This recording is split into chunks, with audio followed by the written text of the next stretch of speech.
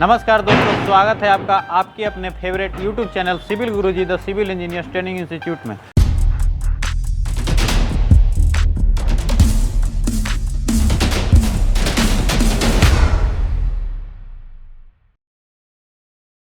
जैसा कि आप देख रहे हैं कि हम इंजीनियर को साइट पे लेके आए हुए हैं, तो क्वांटिटी सर्वे की इनकी क्लासेस चल रही है। जैसा कि आप साइट पे देख रहे हैं कि फॉर्म वर्क यहाँ पे लगा हुआ है और ऊपर से जो है स्टील का काम चल रहा है, बारबेंडिंग शेड्यूल जो कि बांधा जा रहा है।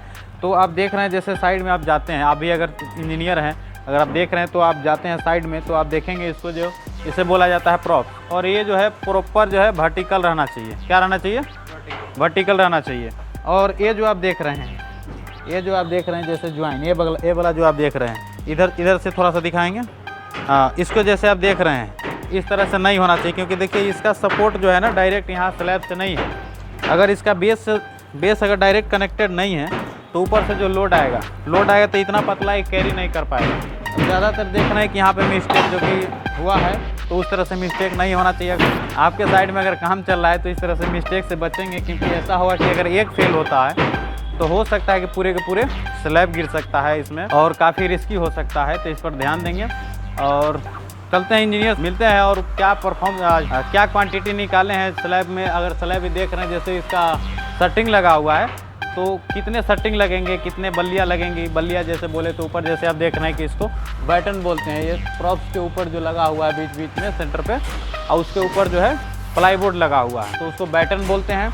और आप भी चाहते हैं कि हमारे ऑफलाइन ट्रेनिंग को ज्वाइन करना, तो कॉल कर सकते हैं 9111001234। तो चलिए हमारे इंजीनियर्स है जो कि कैलकुलेशन किए हैं कि यहाँ पे कितने लगेंगे शटरिंग और सेंटरिंग, और उसका रेट एनालाइज किए हैं, तो बताएंगे। हाँ जी इंजीनियर, जैसे सर क्या निकाले हैं? थोड़ा सा कैमरा को इधर लाएंगे। हाँ ठीक है, बताइए। स्लैब साइज जैसे 10 मीटर बाय 12 मीटर का हमने ले लिया है। हाँ ठीक है, स्लैब का आपने साइज आपने लिया, ठीक ना? 10 बाय 12 मीटर को। तो नंबर ऑफ प्लाई निकालने के लिए सबसे पहले हम जो एरिया है 10 बाय 12 मीटर, क्या क्या देखा है पहले तो आप बताओ इसको। जैसे आप देख रहे हैं इसमें इसे क्या बोला जाता है? ये प्रॉप्स लगाई गई हैं यहाँ पे, वुडन प्रॉप्स।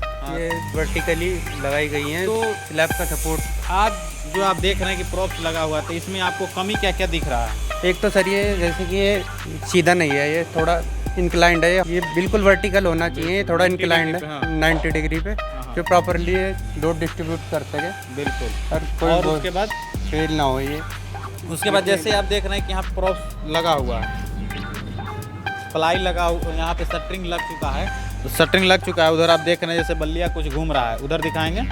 उधर देखें जैसे बल्लिया कुछ ऊपर ही झूल रहा है, तो इस तरह से मिस्टेक हो सकता है, क्योंकि ऊपर जब लोड जाएगा तो क्या होगा कि लोड लगेगा, नीचे आएगा, नीचे उसमें सपोर्ट नहीं है, तो ये फेलियर का चांस बन सकता है। और ज़्यादातर इसमें देखा गया तो ये जो ज्वाइन किया गया है ना, ये नहीं होना चाहिए। इस तरह का ज्वाइन नहीं होना चाहिए। जहाँ भी है एक सिंगल होना चाहिए। जितना इसका लेंथ है उतना ही लेंथ का एक प्रॉप्स होना चाहिए। या तो हम माइल्ड स्टील का यूज करते हैं, तो उसमें तो इजीली आप जैक लगा के, लेग जैक लगा के आप ऊपर नीचे कर सकते हैं, उसका हाइट को मेंटेन किया जा सकता है। लेकिन इसमें क्या है, प्रॉप्स अगर आ रहा है तो इसका बराबर होना चाहिए, वुडन का फिक्स होना चाहिए। और उसके बाद उसके कंपेयर में थोड़ा सा कमज़ोर भी होता है। जैसे उधर आप दिखा रहे हैं, दिखाइए उधर जैसे लगा हुआ है, क्या है, ब्रिक है, ब्रिक नीचे लगा हुआ।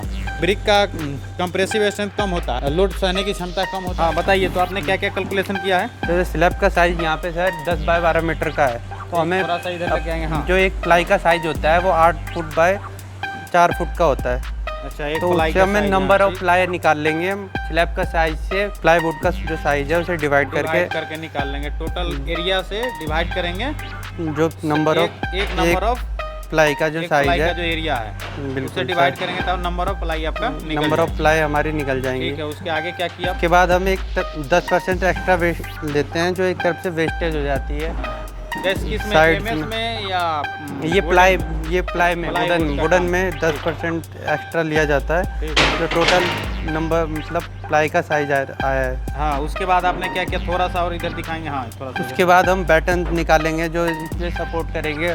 बैटन हमने जो इसकी लॉन्गर स्पैम थी उससे 600 का स्पेसिंग डिवाइड करके निकाला गया है। 600 मतलब डिस्टेंस 600 क्या है? 600 डिस्टेंस होगा बैटन। जैसे 600 आपने जो डिवाइड किया है, 600 ए हुआ, इसको मानोगे आप या तो इसको मानोगे?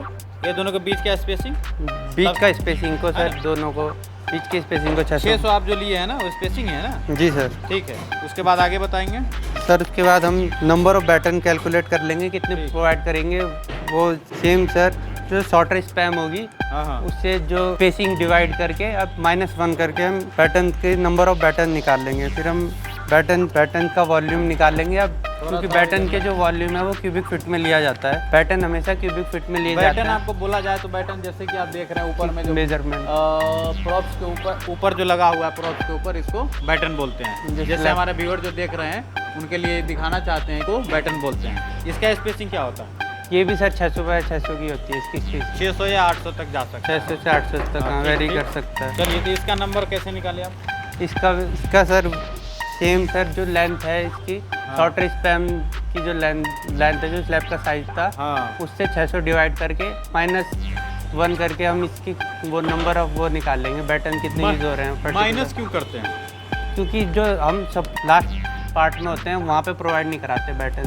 अच्छा। हम उस दोनों तरफ 100 mm 600 mm छोड़ के प्रोवाइड कराते हैं, तो अच्छा। 1 माइनस हो जाता है सर। 1 माइनस हो जाता है, मतलब ये है कि आप इंड टू इंड नहीं जाते हैं। जी sir, end to end to end end जाएंगे तो प्लस करते हैं, तब प्लस हो जाएगा sir. End to inner to inner है तो हमारा माइनस होगा। इनर टू इनर में माइनस हो जाता है। हाँ, चलिए, और आगे आगे आपने क्या निकाला है?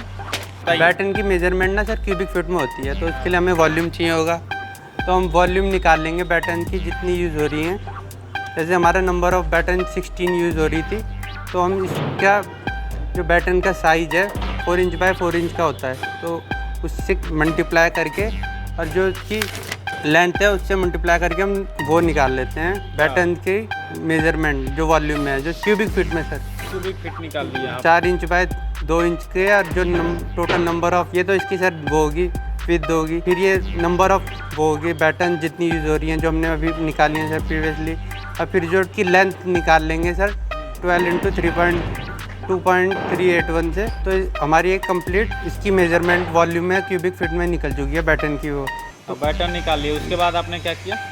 तो बैटन निकल चुकी हैं सर, वॉल्यूम ऑफ बैटन निकाले गए हैं सबसे पहले, तो नंबर ऑफ बैटन लगे हैं और फिर उसके साइज से मल्टीप्लाई कर दिया है। हाँ, 12 फीट में होता है, और ऐसे ही जो इसका रियल साइज़ होता है 4 इंच बाय 4 इंच होता है, तो इसे भी फीट में कन्वर्ट करके वॉल्यूम ऑफ बैटन निकाल दिए हैं। तो total of volume of batten both side के निकाल लिए हमने, जो 69.99 प्लस 69.99 करके टोटल वॉल्यूम जो है क्यूबिक फीट में निकल चुके हैं। फिर हम उसे सपोर्ट करने के लिए प्रॉप लगाएंगे बैटन को, तो वो जो लगते हैं वो 600 बाय 600 सेंटरिंग टू सेंटरिंग पे लगते हैं, सेंटर टू सेंटर। जी sir, 600 by centre to centre. हाँ। उसे भी नंबर ऑफ प्रॉप निकालने के लिए एरिया ऑफ जो स्लैब होगा उससे स्पेसिंग को वो कर देंगे डिवाइड, स्पेसिंग के स्क्वायर को, तो नंबर ऑफ प्रॉप निकल जाएंगे ऐसे कि कितने हमें पर्टिकुलर तो कितना इस साइज के लिए कितने चाहिए होंगे। कितना प्रॉप्स निकला आपका? इधर 334 नंबर हमारे प्रॉप्स निकले हैं। ठीक है, उसके बाद आपने क्या किया? फिर हम कॉस्ट ऑफ मटेरियल का एनालिसिस करेंगे जो स्लैब के लिए चाहिए होगा, जो यहाँ पे जैसे कि 120 मीटर स्क्वायर एरिया आया है, तो उसके लिए सबसे पहले हम same description quantity unit rate and amount chart form कर लेंगे। फिर प्लाई बैटन की क्वांटिटी निकाल लेंगे, कितनी प्लाई बैटन निकाल रही हैं, ये इसकी यूनिट जैसे नंबर्स में होती है। फिर रेट निकाल लेंगे पर प्लाई का हमें कितना लग रहा है, तो ऐसे टोटल हम अमाउंट निकाल लेंगे। सिमिलरली हम बैटन के लिए भी ऐसी सेम कैलकुलेशन करेंगे, उसके रेट से मल्टीप्लाई करके टोटल अमाउंट निकल जाएगा।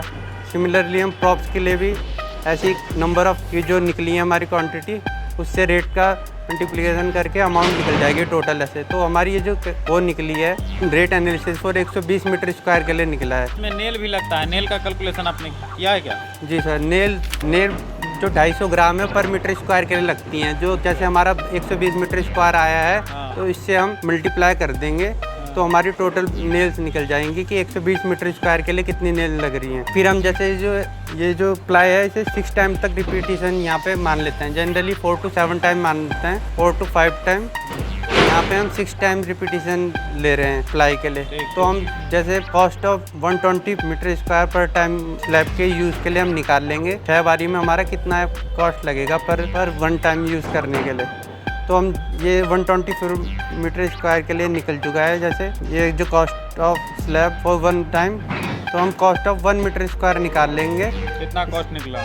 वो आया 328.71 रुपीज़ पर मीटर स्क्वायर। फिर हम कैरेज एंड एफिशिएंसी निकाल के कैरेज वे निकाल लेंगे कि कितने लेबर इसे शिफ्ट कर रहे हैं किसी स्पेसिफिक रेट पे। सिमिलरली हम एफिशिएंसी भी निकाल लेंगे कि कितने कारपेंटर और हेल्पर चाहिए हमें प्लेस करने के लिए ये स्लैब, तो उसकी एफिशिएंसी भी निकालेंगे। फिर हम इसका डिस्क्रिप्शन लास्ट रेट एनालिसिस करेंगे, फाइनल लग रहा है जो। फिर हम मटेरियल निकाल लेंगे कितनी क्वांटिटी लग रही है, फिर उसका जो रेट हमने निकाल लिया है फॉर्म वर्क में। फिर ऑयल जो जैसे हमारी ऑयल लगती है, ऑयल की बात होता है तो ऑयल कितना लगता है? ऑयल 1 लीटर लगता है हर 10 मीटर स्क्वायर पे।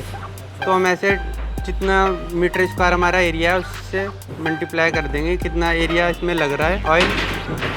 फिर नेल्स जैसे हमने निकाली हैं 250 ग्राम पर मीटर स्क्वायर के लिए, टोटल एरिया से इसे मल्टीप्लाई करके ऐसी रेट जो होगा इसका नेल्स का से मल्टीप्लाई करके अमाउंट निकाल लेंगे। फिर हमें वाइंडिंग वायर चाहिए होगी इसे बुक करने मतलब होल्ड करने के लिए कई जगहों पे, तो उसका भी जो होता है वो 2 kg लगती है पर 10 मीटर स्क्वायर पे। उसका भी रेट कंफर्म करके फिर हम अमाउंट निकाल लेंगे। फिर कैरेज वे निकाला है जैसे सर हमने, फिर लेबर निकाली है, उनकी भी एफिशिएंसी से हम रेट मल्टीप्लाई करके अमाउंट निकाल देंगे। फिर जब टोटल जो अमाउंट आएगी फिर उसमें हम इक्विपमेंट चार्जेस को ऐड कर देंगे जो जनरली हम 1 to 2% लेते हैं, जैसे 2% ले लेते हैं जनरली। फिर वाटर एंड इलेक्ट्रिसिटी चार्जेस। तो आशा करते हैं कि हमारी वीडियो आपको अच्छी लगे तो चैनल को लाइक और सब्सक्राइब जरूर करें। और आप भी चाहते हैं कि हमारे ऑफलाइन ट्रेनिंग को ज्वाइन करना तो कॉल कर सकते हैं, जो आपके वीडियो के बटन में नंबर दिख रहा है, नंबर 9111001234। क्योंकि जो भी आपको पढ़ाया जाता है वहाँ आपको साइट पे लाके प्रॉपर दिखाया जाता है, साइट विजिट होता है इसमें, तो उससे ज़्यादा क्लियरिटी मिलती है इंजीनियर को कि आप साइट पे जाएंगे काम करने तो आपको ज़्यादा नॉलेज रहेगा कि पहले आप उससे फैमिलियर हो जाएंगे। तो मिलते हैं फिर नेक्स्ट वीडियो में।